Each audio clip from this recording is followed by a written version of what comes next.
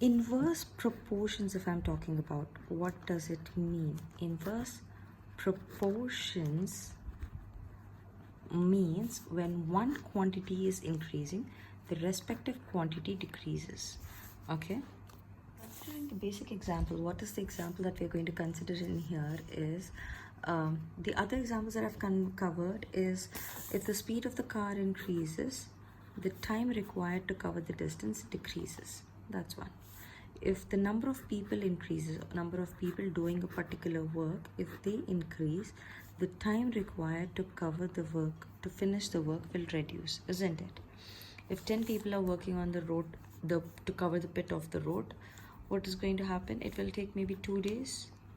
Okay, but if in case 20 people are working, it will finish in 1 day itself. Okay, so this is about the people and the time condition. So here is the number of people increased, this is decreasing, so it is inverse in proportion. Another example I take is price and quantity. Okay, now if the price of the product increases, let's say the price of 1 kg rice, earlier it was 25 rupees. Okay, so mother would give 50 rupees and in 50 rupees you would get 2 kg of rice. Now the 1 kg price is 40 rupees. Okay, so if mother gives you 50 rupees, you will still be able to buy 1 kg and something, not 2 kgs. Okay, so that will round up to 1 kg only. So this is what, as the price of the commodity is increasing, the quantity you're going to purchase will decrease, isn't it? Another example I can take is, let's take a soap and the price. Okay, the price of the soap was rupees 10 and number of people who used to buy this soap is 1000 people used to buy it. The price of the soap increased to rupees 15. As the price increased, 950 people were buying it. The price increased to 20 rupees. 700 people started buying it. So as the price was increasing, the demand for the soap was decreasing. So this is inverse proportion. These are all the different examples that I can give for the inverse proportion. Okay.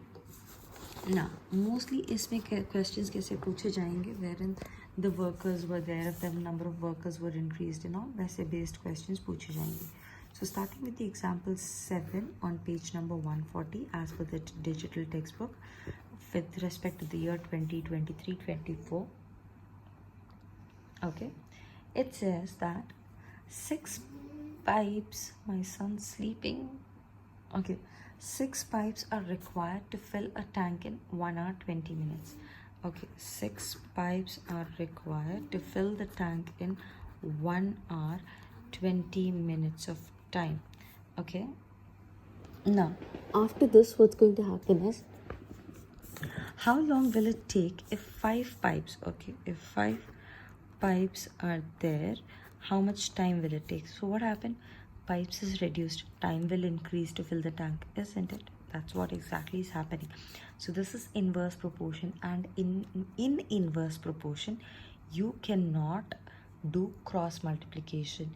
You are going to do multiplication sideways. Let me just show it to you how. Let me first convert it into minutes, because it becomes easy for me to simplify it. So this is going to be 1 hour is 60 minutes and 20 minutes will add up 80 minutes in total. Okay, so what do we understand here? That 6 pipes are going to cover 6 pipes will cover a distance, will fill it in 80 minutes. Okay, 5 pipes, how much? So what I'm going to do here, sideways multiplication.